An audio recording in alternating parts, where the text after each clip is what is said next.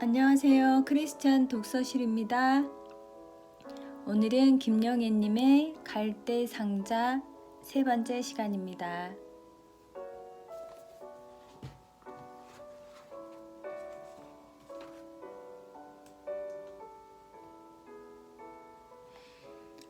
내 자식이듯 내 동생이듯 결혼하기 전만 해도 내 꿈은 모교인 이화여대에서 학생들을 가르치는 것이었다.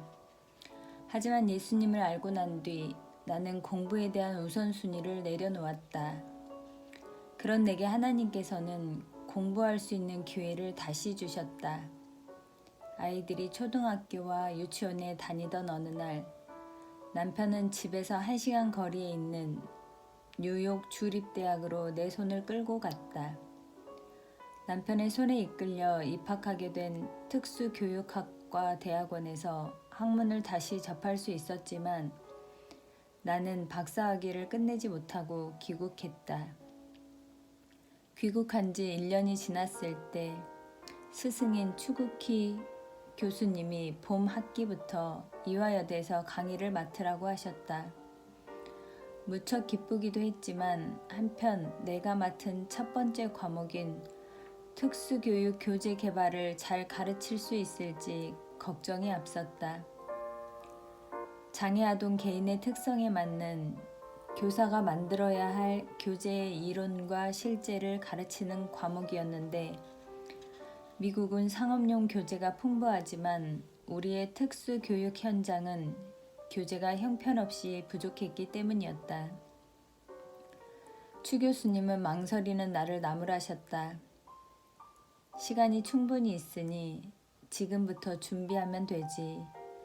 다른 사람은 이런 기회를 얻지 못해 애쓰는데 너는 여전히 소극적이구나. 나는 기도했다. 하나님, 복음 전하는 도구로 저를 부르신다면 필요한 서적을 구해주세요.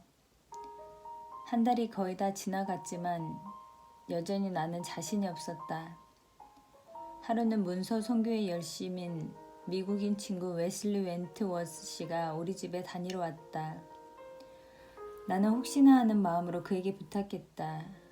그랬더니 그는 용산 미 8군 서울국제학교에서 특수교사로 있는 친구를 소개해 주었다. 웨슬리의 친구는 풍부한 시청각 자료들과 함께 11권의 책을 내 앞으로 가지고 왔다. 그리고 친절하게 말했다.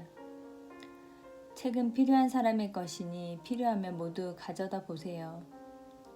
학교 측에 내 최종 의사를 밝히기 전날 신실하신 하나님께서는 정확하게 내 기도에 응답해 주신 셈이었다. 나는 강의를 준비하면서 주님이 나와 함께 하신다는 설렘으로 그의 겨울을 보냈다. 하지만 개강일이 다가오자 나는 또다시 하나님의 확인을 받고 싶었다. 주님, 내일 학교에서 하나님의 사람을 2사람 만나게 하신다면 이 시작을 주님께서 기뻐하시는 증거로 삼겠습니다. 이튿날 신입생처럼 긴장된 마음으로 집을 나섰는데 남편이 말했다.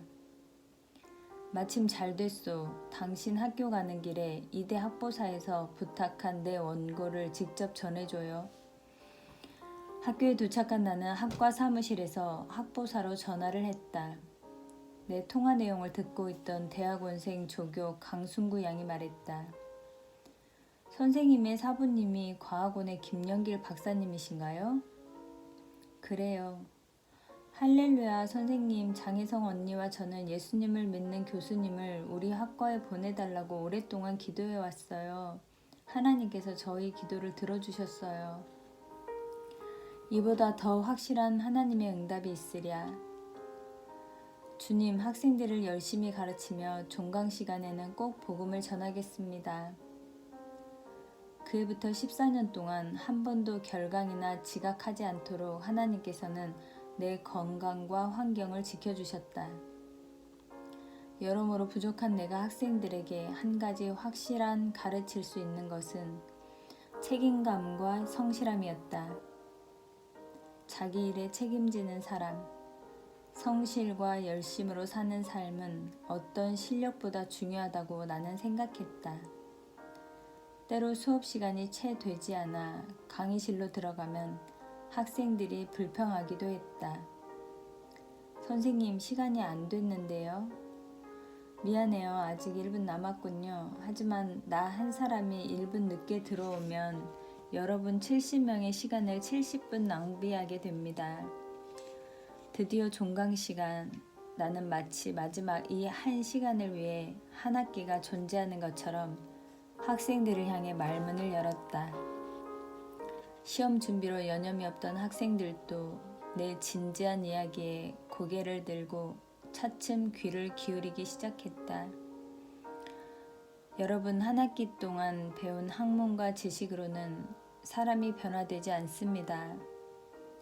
전쟁터에서 싸우는 것은 무기가 아니고 사람입니다. 어떤 훌륭한 교재나 지식보다 교사의 역할이 중요합니다. 여러분은 하나님의 눈을 의식하며 더욱 성실하게 가르쳐야 합니다. 교사가 무능해서 잘못 가르쳐도 아무도 교사에게 책임을 돌리지 않고 그 아동의 장애 탓으로 돌립니다. 그러나 하나님께서는 다 알고 계십니다.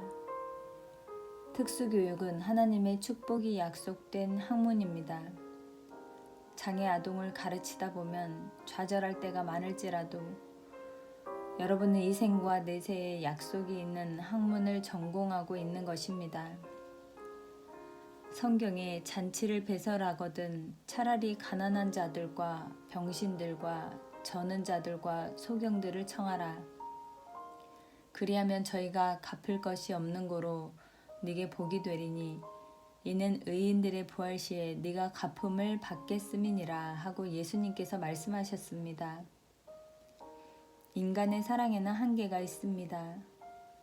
사랑을 받은 사람만이 누군가를 사랑할 수 있습니다. 사람의 사랑, 이성의 사랑은 상황에 따라 변할 수 있습니다. 그러나 하나님의 사랑은 영원히 변치 않습니다.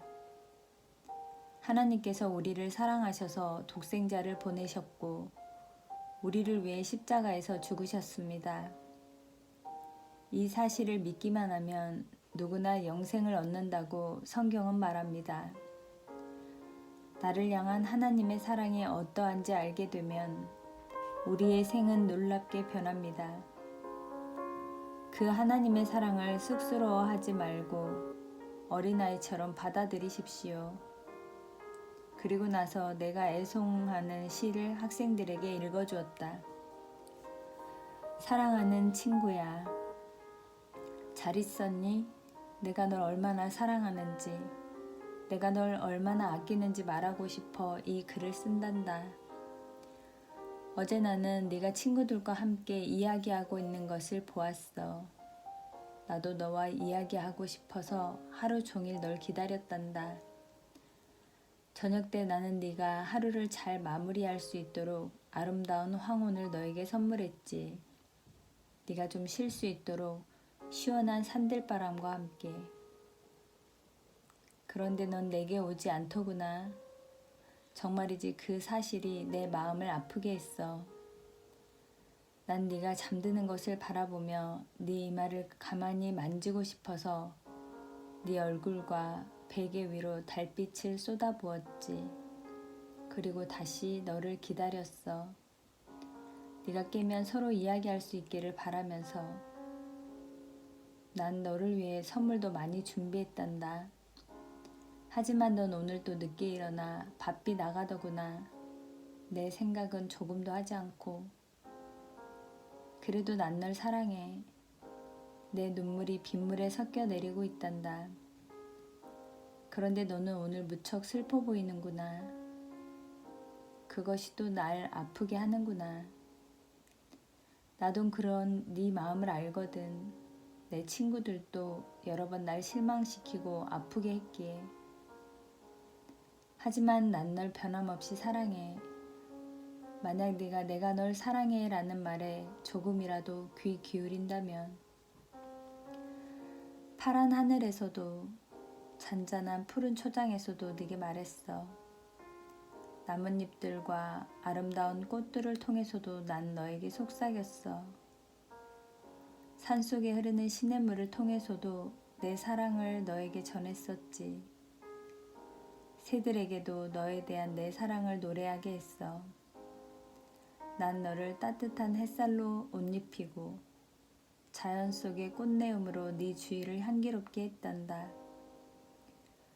너를 향한 내 사랑은 태양보다 깊고 네가 가진 어떤 간절한 소원보다도 더 크단다. 내가 얼마나 너와 이야기하고 싶은지, 너와 동행하고 싶은지 네가 알 수만 있다면 우리는 천국에서 영원히 함께 살 수 있을 텐데. 하지만 그것이 이 세상에서는 너무 어려운 일이라는 것을 나도 잘 알고 있어. 난 너를 도와주고 싶어. 나의 아버지에 대한 것도 너에게 알려주고 싶고 내 아버지 역시 널 돕고 싶어 하신단다. 친구야, 언제든지 날 불러줘. 그리고 내게 말해주렴. 제발 좀 나와 이야기해보자. 날 잊지 말아줘. 난 너에게 전해줄 것이 너무 많은데. 그래, 이제 더 이상 너를 귀찮게 하지 않을게. 나를 선택하든 거절하든 그건 네 자유니까. 그렇지만 나는 널 여전히 기다릴 거야. 왜냐하면 나는 너를 너무 사랑하니까. 너의 친구 예수로부터. 내 이야기를 듣던 한 학생이 눈물을 흘렸다. 순간 나도 모르게 목이 메었다. 나는 그 학생을 보지 않으려고 한쪽으로 고개를 돌린 채 그날 종강 수업을 마쳤다. 며칠 지나서 집으로 편지 한 통이 왔다. 그날 교수님의 말씀을 들으며 잠자던 제 신앙이 다시 깨어났습니다. 강의 시간에 흐느끼던 그 학생이었다. 그 학생은 졸업한 후에도 선생님을 통해 예수님을 소개받은 감격을 제가 담임하는 학생들과 나누도록 노력하겠습니다며 특수학교 교사가 되어 종종 내게 편지를 보내왔다. 선생님, 어제는 입학식 날이었습니다. 제가 맡은 반은 처음 학교에 오는 꼬마들 신입반입니다. 아주 커다란 20살이 넘은 녀석부터 이제 6살이 된 꼬마에 이르기까지 얼굴이 다르고 이름도 다른 녀석들이지만 또 한 해 동안 웃고 울어야 할 새 식구들이 분명했습니다. 처음 엄마 아빠랑 떨어져서 외톨이가 된 용표가 풀이 죽어 있어서 마음이 아팠는데 수업 마치고 돌아가는 시간에 주머니에서 손을 꺼내 제 손을 잡아주는 순간 얼마나 고맙고 감사했던지요. 엊그제 엄마가 그 녀석을 이곳에 맡기시면서 많이 우셔서 그래서 저도 따라올 뻔해서 더더욱 측은하고 가여웠던 녀석이었습니다. 잘 부탁한다고 신신당부하며 떨어지지 않는 발걸음을 재촉하며 가시던 모습이 지금도 눈에 선연합니다. 키는 150cm의 큰 녀석인데 듣지 못하고 삼키지를 못하는 녀석이 있습니다. 오늘 급식으로 우유를 나누어 주었는데 너무나 먹고 싶어서 컵을 입에 댔지만 바닥에 흘러서 한 모금도 먹지 못하던 녀석이었습니다. 열심히 해야겠습니다. 이렇게 좋은 일을 허락하신 하나님을 위하여. 그리고 가난한 마음들을 지닌 우리 13명의 꼬마 천사들을 위해서 게으름 피우지 말고 내 자식이듯 내 동생이듯 보살피고 사랑하며 한 해를 지내야겠습니다. 믿고 의지할 친구가 되고 언니가 되고 선생님이 되어서 가슴속 깊이 새어나오는 따스함을 함께 나누며 한 해 동안 뭘 어떻게 가르쳐야 할지 많이 기도해야겠습니다. 박영미 드림. 가족이라는 빈들에서 외치는 소리. 얘야, 용왕님보다 예수님이 높으냐? 1979년 귀국 직후 며칠 동안 어머니와 함께 지내면서 남편은 어머님을 간곡히 전도했다.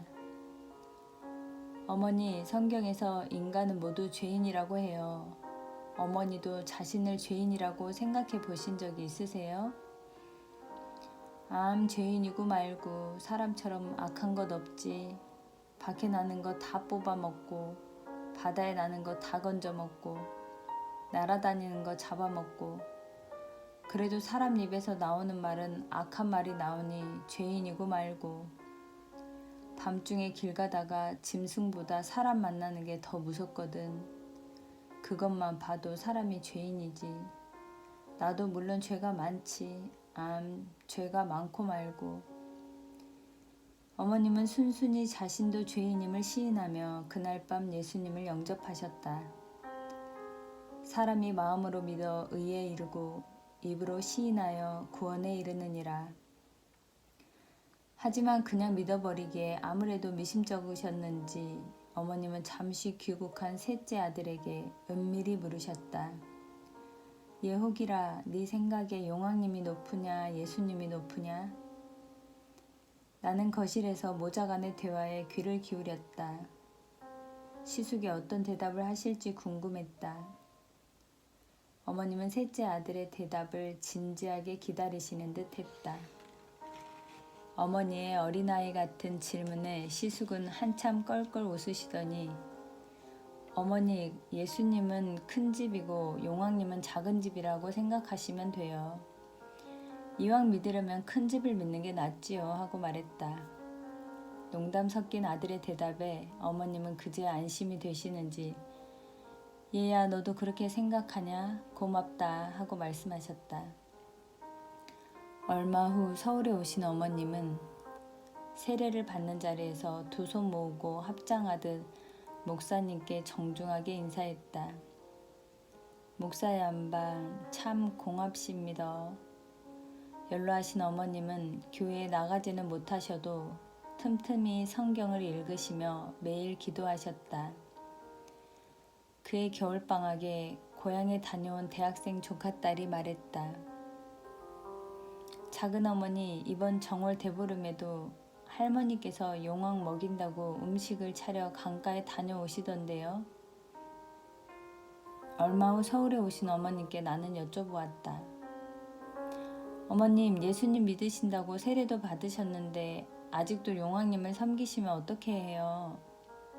어머님은 내가 다 알고 있다는 사실에 낭패스런 표정으로 말씀하셨다. 누가 너에게 그 말을 다 일러주든 아이고 얘야 사람도 갑자기 절박하게 끊으면 섭섭해한단다. 내 강가에 가서 용왕에게 내년부터 다시는 오지 않는다고 작별했다. 이것이 마지막 인기란다. 어머님은 1년 후 집에 모시던 성주단지도 과감히 버리셨다. 그러고 매일 아침 두 손을 모으고 정성스럽게 주기도문과 사도신경을 한마디 한마디 뜻을 음미하듯 천천히 외우셨다. 그러다가 중간 대목에서 잊어버리면 아이고 하나님 미안합니다. 내가 또 깜빡 잊어버렸으니 처음부터 다시 할랍니다 하시곤 옛날 내방가사 곡조를 읊으시듯 기도하셨다. 하늘에 계신 하나님 아버지 이름이 거룩히 여김을 받으시오며. 하루는 오랜만에 어머니를 뵈었을 때 아들에게 이렇게 말씀하셨다. 영길아, 성경을 읽어보니 네가 요셉 같더라. 오랜 외국 생활을 하던 요셉이 나라와 집안의 복덩이가 되었더라. 너도 그럴 것이라. 우리는 어머님이 성경을 이해하시는 것이 기뻤다. 주 예수를 믿으라. 그리하면 너와 내 집이 구원을 얻으리라. 목사님 큰 사업 하십니다. 1986년 10월 아시안게임 폐막식에 다녀오신 시아버님의 얼굴에 어쩐지 수심이 있어 보였다. 며칠이 지난 후 아버님은 털어놓으셨다. 시내에서 택시를 타고 잠시 경기장으로 가는데 운전기사가 말을 건네더란다. 시골에서 폐막식까지 구경하러 오신 할아버지 참 행복해 보이십니다. 모두들 날 보고 복 많은 사람이라고 부러워들 하지. 그런데 할아버지 예수 믿으십니까? 나는 안 믿지만 우리 넷째 아들, 며느리, 손자, 손녀 다 믿지. 지금 할아버지가 경기장에 입장하려는데 본인 입장권이 없으면 못 들어가시잖아요. 마찬가지로 가족이 다 믿어도 할아버지 본인이 예수 믿지 않으면 아무 소용 없습니다. 할아버지 연세도 높으신데 어서 예수 믿고 천당 가는 입장권을 준비하셔야지요. 우리는 이 기회를 놓칠 수가 없었다. 용기를 내어 예수님이 어떤 분이신가 설명을 드렸다.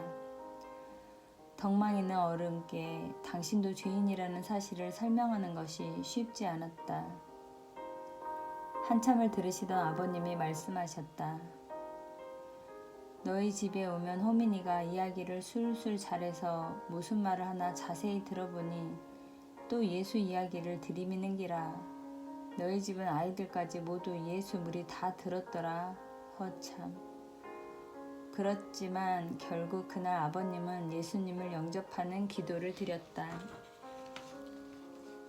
하나님, 내가 지금까지 예수님 모르고 살아온 것이 죄가 되는 줄 몰랐습니다. 이제부터 예수님을 내 구주로 영접합니다. 천국 갈 때까지 나를 지켜주시기를 기도합니다. 그때 중학교에 다니던 호민이가 할아버지의 기도를 몰래 녹음했다. 할아버지, 여기 녹음했으니 이제부터 사람들에게 예수 믿는다고 꼭 말씀하셔야 돼요. 여기 증거가 있습니다. 야, 너희들 간첩 포섭 작전보다 더 심하구나. 알았다. 이 할아버지도 너희들처럼 천당 가는 표를 받았으니 이제 할아버지 걱정일랑 하지 마라. 하지만 사람들한테는 소문내지 마라. 이 나이에 예수 믿는다고 하면 사람들이 나보고 뭐라고 하겠느냐. 그로부터 몇 달 후 서울에 오신 아버님은 드디어 온누리 교회에서 세례를 받으셨다. 아버님은 하 목사님께 말씀하셨다. 각자 본인이 예수를 믿어야 천당 가는 표를 받는다고 해서 그래서 왔소. 아버님 생애에 처음으로 교회에 오신 날이었다. 금요일 오후 교인들이 없는 텅 빈 교회당에서 여러 목사님들이 단 위에 둘러서서 아버님께 세례식을 베풀었다. 꿇어앉은 아버님을 뵈며 둘째 동서도 남편도 우리 모두 감격의 눈물을 흘렸다. 막 교회에 다니기 시작한 둘째 동서가 말했다. 이 어른이 세례 받으시는 게 우리 집안에 천지개벽할 일이 일어난 것이네. 세례를 받으신 후 기분이 좋아지신 아버님은 교회당 안을 휙 둘러보시더니 목사님께 말씀하셨다. 목사님 큰 사업하십니다. 네, 그렇습니다. 하 목사님은 방긋이 웃었다. 하 목사님이 안동에 계신 김광현 원로 목사님의 안부를 여쭙자 아버님은 서슴없이 대답했다. 예, 그분은 이제 연로하셔서 장로로 물러 앉았습니다. 우리는 간신히 웃음을 참았다. 목사님이 은퇴하면 장로가 되는 줄 아셨던 것이다. 그 다음부터 아버님은 한자로 쓴 사형리를 비닐에 고이 싸서 양복 안주머니에 넣고 다니시며 틈틈이 읽으셨다. 다른 이로서는 구원을 얻을 수 없나니 천하 인간의 구원을 얻을 만한 다른 이름을 우리에게 주신 일이 없느니라. 다 죽었는데 뭘 믿는단 말이고. 경상북도 성죽은 한계마을 규중 처녀였던 내 어머니는 처녀 시절 집으로 드나들던 물방 장수에게 전도를 받으셨다. 비단이며 화장분이며 바느질거리 따위를 이고 다니던 물방 장수 아주머니는 전처 아이들을 학대한다는 소문으로 악명이 높았다. 하지만 언제부터인가 야소를 믿더니 변해서 전실 아이들에게 한없이 잘하고 있다는 칭찬이 온 동네에 자자했다. 그녀는 집으로 찾아와도 보따리 물건들을 팔 생각보다는 야소라는 분을 이야기하는데 열심이었다. 어쩔 때는 행복한 얼굴로 주를 앙모하는 자 올라가 독수리같이 라는 찬송가를 부르기도 했다.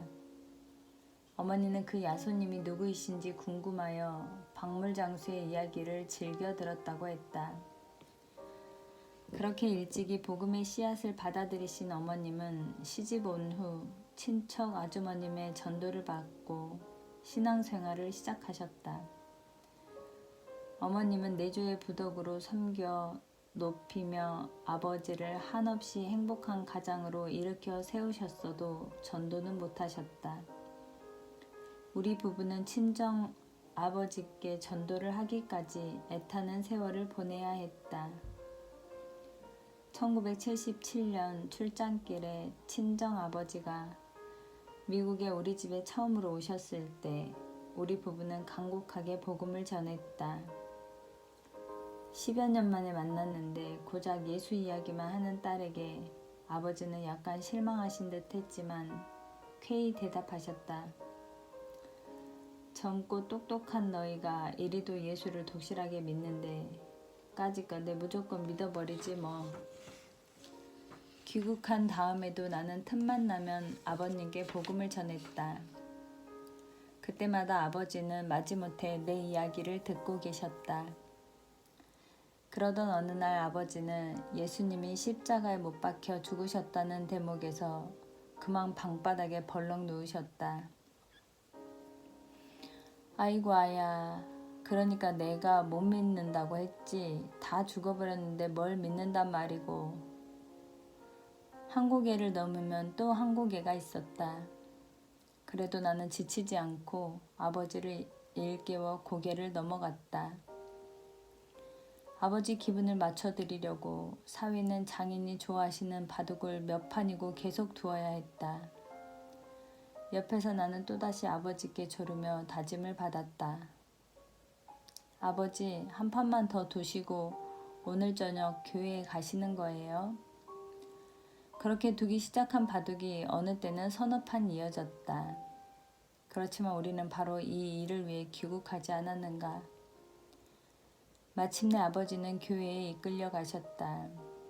가까스로 모시고 간 교회에서 마침 부흥회를 열고 있었다.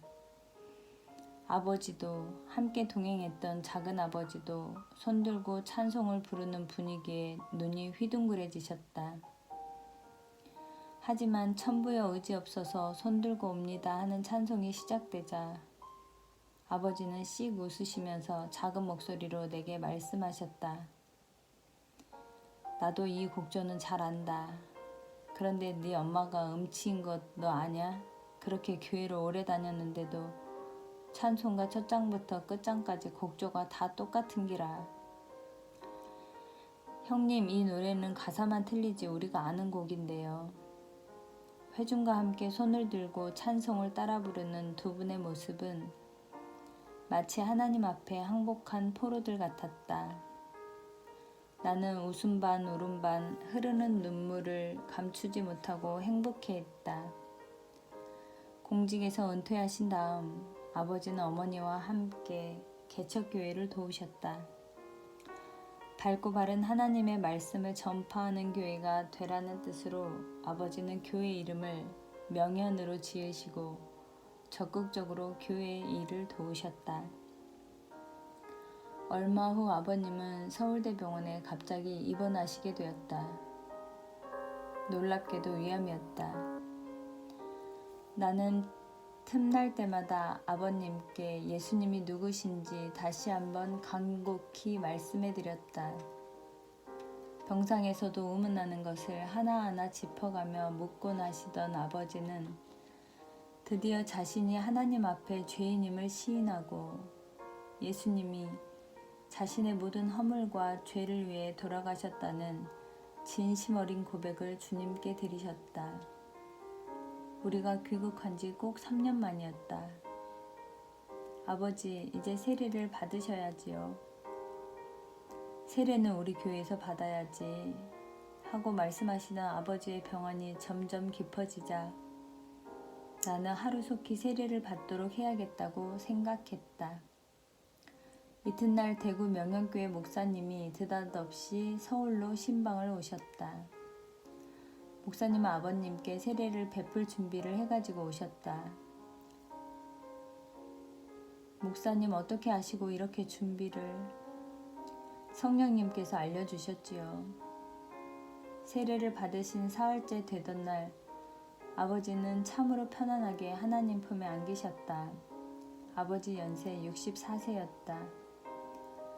생명은 하나님께 속한 것, 얼마 남지 않은 인생의 말년에 예수님을 영접하고 교회를 개척하는 일에까지 쓰임을 받을 수 있었던 아버님은 니고데모처럼 실로 하나님의 은총을 입은 분이셨다. 남편과 나, 우리 부부는 그렇게 하나님의 말씀을 각자 맡은 일터에서 그리고 가족들에게 전했다. 그렇지만 그때만 해도 우리를 향한 주님의 계획이 이렇게 펼쳐지리라고는 전혀 상상하지 못했다.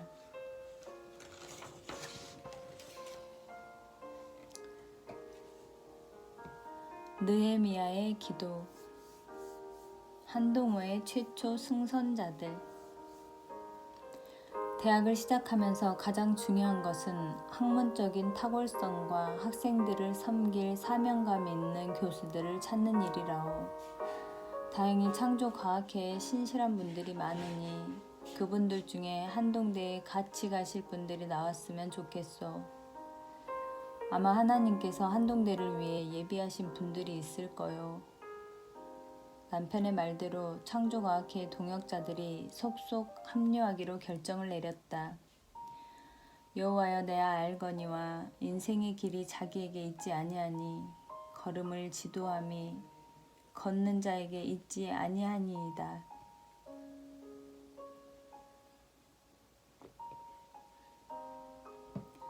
건국대학 김종배 교수의 결정은 그리 오랜 시간이 걸리지 않았다.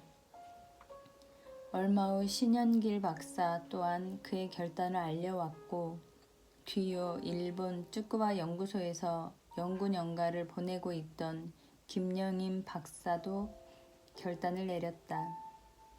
주저함과 망설임도 있었지만 모두들 새 일을 시작하신 하나님께 초청받았다는 자부심으로 정든 곳을 훌훌 떠나왔다. 무엇이든지 내게 유익하던 것을 내가 그리스도를 위하여 다 해로 여길 뿐더러 또한 모든 것을 해로 여김은 내 주 그리스도 예수를 아는 지식이 가장 고상함을 인함이라. 그때 어느 분이 말했다. 지금까지 학문과 신앙이 별개인 양 가르쳐 왔는데 한동대에서 학문의 주인이 예수 그리스도인 것을 주저하지 않고 강의할 수 있으니 얼마나 보람되고 신나는 일입니까? 남편은 서울과 대전 카이스트와 포항 등을 바쁘게 오가며 개교 준비에 착수했다.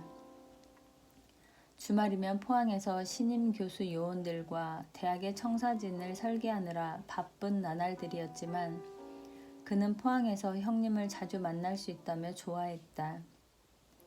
1994년 3월 한국일보는 한 지역 형제 대학 수상이라는 제목으로 형님과 동생이 과학자의 길을 나란히 걷다가 한 지역의 대학 총장으로 선의의 경쟁을 하게 되었다고 소개하기도 했다. 1994년 4월 30일 포항에서 하루를 보낸 남편이 서울에 막 도착했을 때 전화가 울렸다. 숨가쁜 소리였다. 여기 포항공대입니다. 학장님께 사고가 났습니다. 운동장에서 교직원들과 반야구를 하시다가 넘어지셔서 운동장 옹벽에 머리를 부딪히셨는데 그만. 네? 뭐라고요? 조금 전에 병원에서 손 쓸 새도 없이. 남편은 그 자리에 털썩 주저앉고 말았다. 오늘 아침에 뵙고 온 형님인데 무슨 말을 하는 것인가? 이런 허무한 이별이 있단 말인가? 80세가 넘은 연로하신 부모님을 두고 이 무슨 청천벽력 같은 소식이란 말인가? 몸의 한쪽이 떨어져 나간 듯 남편은 통곡했다. 동서양의 해박한 식견과 소탈한 인간미가 넘치던 시숙은 남편에게는 스승이요 또한 학문의 선배였다. 시숙이 23년 만에 미국에서 영국 귀국하셨을 때 이역만리 떠나보낸 아들을 조국의 품에 다시 하는 시부모님은 말할 수 없이 기뻐하셨다. 그 10년 후 이런 참혹한 슬픔이 닥칠 줄 누가 알았으랴.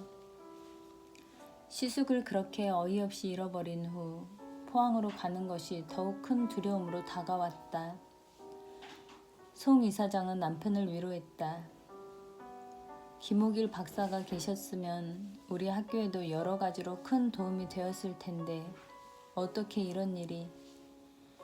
총장님, 하나님의 무슨 뜻이 계실 겁니다. 한 지역에 두 그루의 거목을 동시에 허락하시지 않나 봅니다.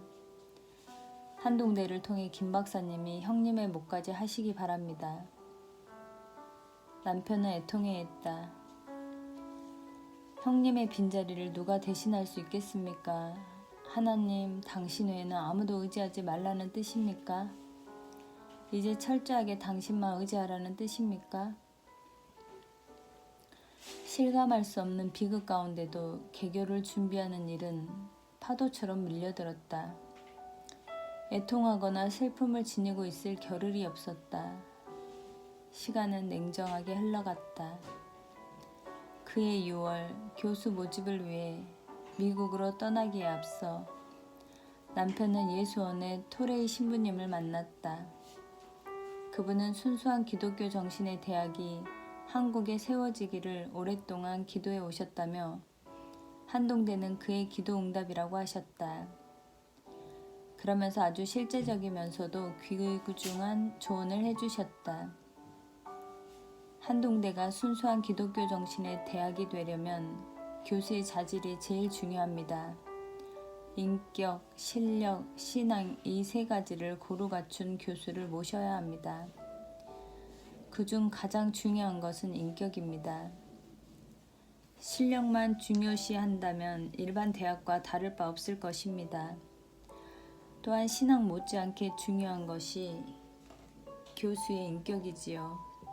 인격이 결여된 신앙은 바리새인이나 율법주의자와 같은 위선에 빠지기 쉽답니다. 비록 초보 신앙이라도 순수한 인격을 가진 분이 학생들에게 본보기가 될 것입니다. 신앙은 평생 자라며 성숙하는 것이니까요. 남편은 그분의 조언을 늘 잊지 않았다. 사람은 이해관계나 위기에 처할 때 비로소 그 사람됨을 알 수 있어서 그 조언은 시간이 갈수록 실감이 났다. 예수님의 제자들도 7 사도를 뽑을 때 주위에서 칭찬받는 사람들을 뽑지 않았던가. 총장님, 개교가 어렵겠는데요. 꿈이 클수록 그 꿈이 실현되기까지는 숱한 장애가 있는가 보다. 순수한 하나님의 대학, 한동대의 출범에 아무런 장애 없는 탄탄대로가 펼쳐지리라 생각한 것은 아니었지만 그 첫 번째 장애는 너무나도 빨리 전혀 예기치 않은 곳에서 나타났다. 남편이 한동대 교수 모집을 위해 미국 출장 중이던 1994년 6월 20일경 조간신문 사회면을 보던 나는 깜짝 놀랐다. 설립자 이사장이 경영하는 낯익은 회사에 큰 사고가 일어났던 것이다. 순조롭게 개교 준비를 하고 있는 이때 충격이 아닐 수 없었다. 나는 불길한 예감이 들었다. 훗날 이 사건이 몰고 올 파란만장한 역경들을 그때는 상상이나 할 수 있었으랴. 나는 미국에 있는 남편에게 이 소식을 알렸다. 남편은 귀국하자 곧 포항으로 내려갔다. 그러나 송 이사장은 오히려 우리를 안심시켜 주었다. 하지만 얼마 지나지 않아 그분의 사업체가 매각된다는 소문과 함께 한동대가 내년에 개교하기 어려울 것이라는 소문이 들려왔다. 7월 말 폭염에 무더운 날씨가 계속되었지만 그래도 남편은 개교 준비에 눈코 틀 새가 없었다. 그는 아무 걱정도 없는 사람처럼 오직 개교를 위한 준비에 전신을 던졌다. 하지만 우려했던 대로 송 이사장은 개교하려는 모든 계획을 백지화해야겠다고 침통하게 말했다. 그러나 그분은 남편에게 한동대가 기독교 정신의 대학이니만큼 한국 기독교계에 도움을 얻든지 학교를 맡아줄 기독 실업인을 찾아보라고 했다. 그때 북한의 김일성 주석이 타계했다는 뉴스가 대서특필되었지만 내게는 눈앞의 학교 상황이 더 심각하게 여겨졌다. 이럴 땐 어떻게 해야 하나? 상식으로 행할 것인가? 믿음으로 행할 것인가? 하나님께 받아든 시험지 한 장, 생애를 건 선택 앞에서 우리는 엄청난 고민의 늪속으로 빠져들었다. 어찌 보면 이사장이 학교를 포기했는데 총장 내정자가 더 이상 고민할 필요조차 없는지도 몰랐다.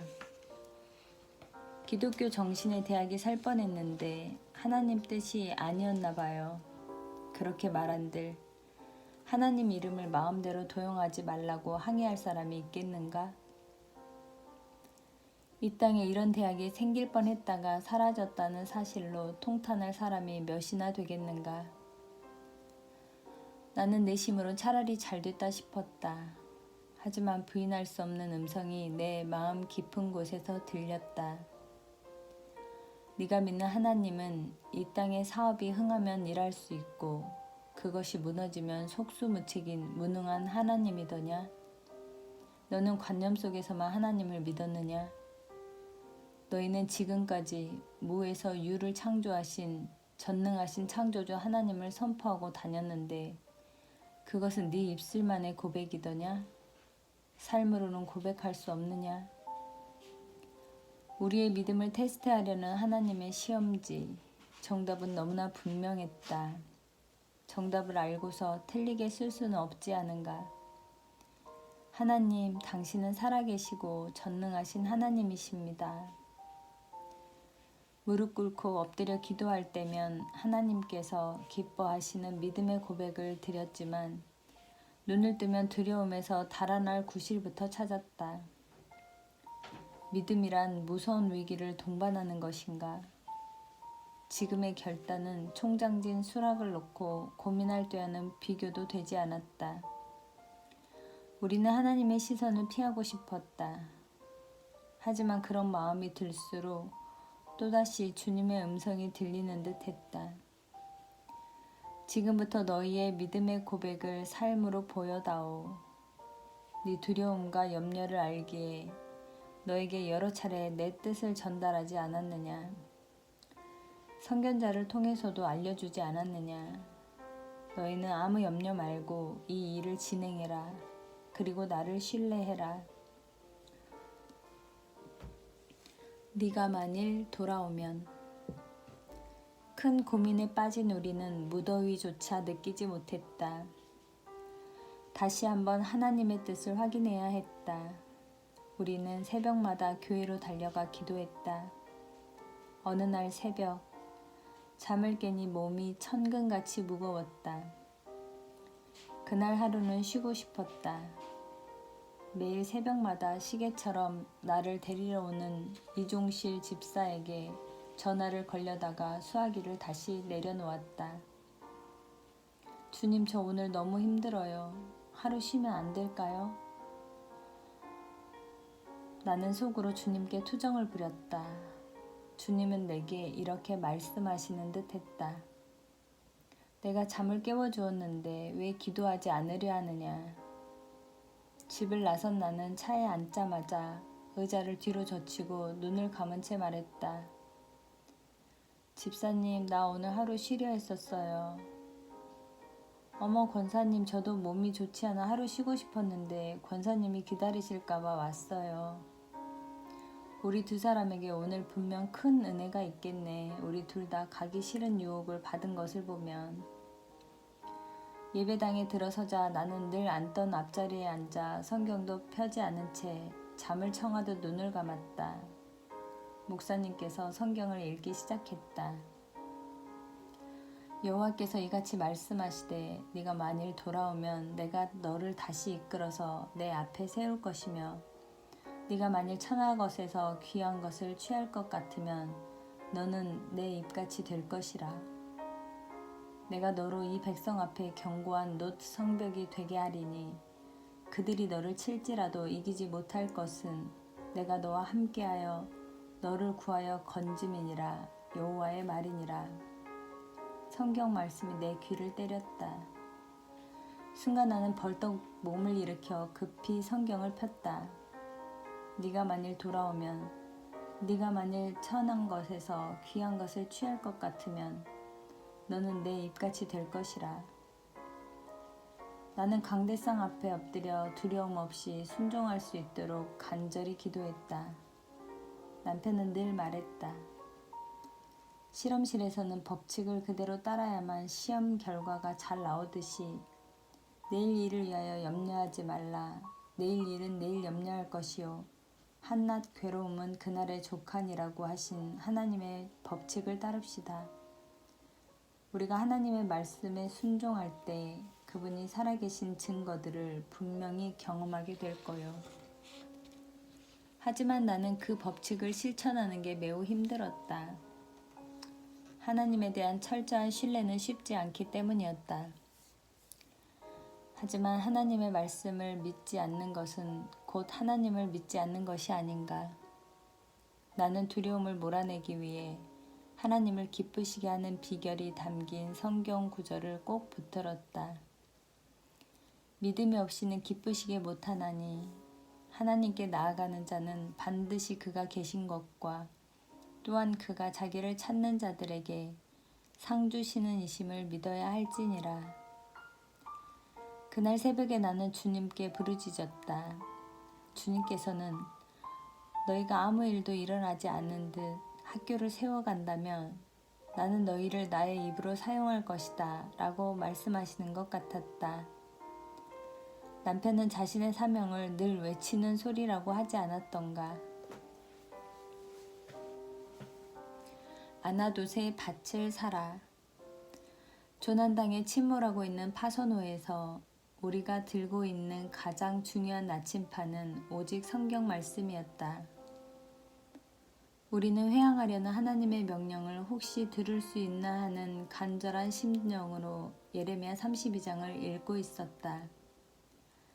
예레미야는 유다왕 시드기야에게 곧 유다가 바벨론에게 멸망하고 70년 동안 포로로 살 것이라고 예언한 죄로 시위대 뜰에 갇히고 말았다.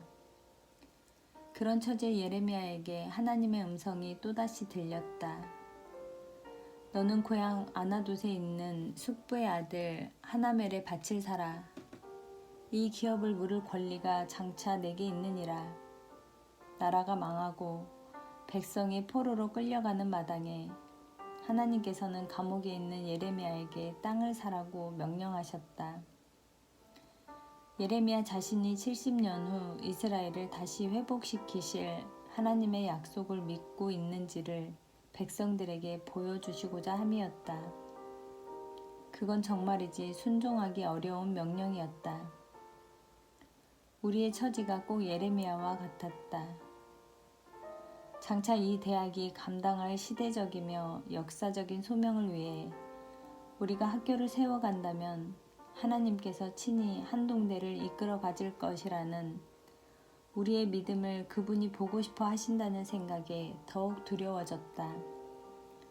한동대의 총장으로 부르시는 순종의 모험 앞에서 남편과 나는 하나님의 말씀을 묵상하고 또 묵상하며 하나님의 음성에 계속해서 귀를 기울였다. 슬프도소이다 주 여호와여, 주께서 큰 능과 드신 팔로 천지를 지으셨사오니 주에게는 능치 못한 일이 없으시니이다. 슬픈 마음을 가진 예레미야가 드린 기도는 곧 우리의 기도였다. 예레미야서의 말씀은 계속해서 우리에게 주님의 음성을 들려주고 있었다. 내가 내 양 무리의 남은 자를 그 몰려갔던 모든 지방에서 모아내어 다시 그 우리로 돌아오게 하리니 그들의 생육이 변성할 것이며 내가 그들을 기르는 목자들을 그들 위에 세우리니 그들이 다시는 두려워하거나 놀라거나 축이 나지 아니하리라. 여호와의 말이니라.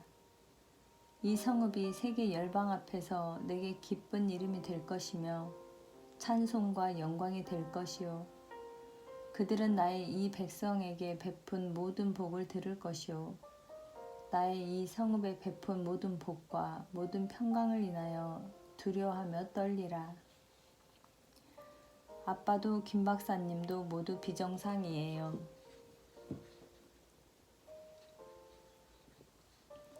뒤로 물러설 수 없이 어느덧 8월이 되었다.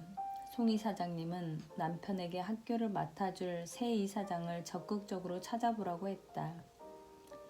그래서 남편은 학교를 맡을 만한 기독 실업인을 찾아 나섰다. 1994년 여름, 포항의 온 산과 들은 유례없는 오랜 폭염으로 타들어가고 있었다. 거의 2년 동안 비 한 방울 내리지 않아 제한급수를 해야 할 형편이었다. 논밭은 거북이 등처럼 쩍쩍 갈라졌다. 학교 사정도 날씨처럼 점점 메말라가고 있었다. 그때 마침 한동행을 결정한 김영석 박사가 잠시 귀국한다는 연락이 왔다. 이런 상황에 그가 오면 어쩌나. 과연 14년 동안의 미국 생활을 포기하고 귀국할까? 나는 남편에게 말했다. 학교 문제가 좀 수습된 후에 오시면 좋을 텐데요. 하나님의 사람은 상황이 변해도 흔들리지 않을 거요. 내가 만난 그 사람은 분명 하나님의 사람입디다. 두고 봅시다. 포항을 다녀온 남편에게 물어보았다. 김 박사님께 모든 상황을 설명하셨어요? 물론 말했지. 뭐라고 하시던가요? 궁금하면 당신이 직접 물어보구려. 나는 거실에 있는 그에게 말했다. 김 박사님 그래도 귀국하시는 건가요? 사모님, 하나님의 일이 어찌 기도 없이 순탄하게 이루어지겠습니까? 모든 게 기도하라는 하나님의 신호이지요. 저는 옵니다. 그의 말은 우리에게 큰 용기를 주었다. 이런 상황에서 열심히 학교의 비전을 이야기하는 남편이나 그래도 귀국하겠다는 교수나 모두 정상은 아니었다. 그때 우리의 대화를 듣고 있던 딸 종민이 내 손을 끌고 안방으로 갔다. 종민이는 손가락을 머리 위로 빙빙 돌리면서 말했다. 김 박사님도 아빠도 비정상이세요. 하지만 믿음은 바라는 것들의 실상이요 보지 못하는 것들의 증거라는 말씀의 뜻을 이제야 이해할 것 같아요. 종민이의 두 눈은 눈물로 반짝이고 있었다. 오직 나의 의인은 믿음으로 말미암아 살리라. 또한 뒤로 물러가면 내 마음이 저를 기뻐하지 아니하리라 하셨느니라. 우리는 뒤로 물러가 침륜에 빠질 자가 아니요 오직 영혼을 구원함에 이르는 믿음을 가진 자니라. 아, 믿음이란 무엇인가? 믿음은 우리의 상식을 뛰어넘는 행동을 요구하는 것인가? 눈에 보이지 않고 손에 잡히지 않고 귀에 들리지 않는 현실 앞에서 하나님께서 이루실 증거를 가진 듯이 믿는 바를 본 듯이 행한다는 것은 너무나 두려운 일이었다.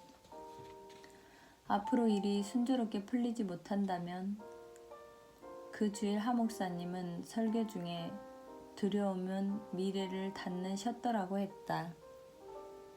우리의 두려움은 무엇인가 생각해보면 그것은 실패에 대한 두려움이었다. 그 두려움은 불신앙이었다. 국내에서 합류할 교수들도 흔들리지 않기는 마찬가지였다. 우리를 도구로 부르신 하나님께서는 이처럼 우리의 등을 밀면서 한 걸음씩 떼어놓게 하셨다. 하나님께서는 우리의 앞날에 어떤 일들이 기다리고 있는지 미리 그리고 멀리 볼 수 없도록 만드셨다. 주의 말씀은 내 발의 등이요 내 길의 빛이니이다.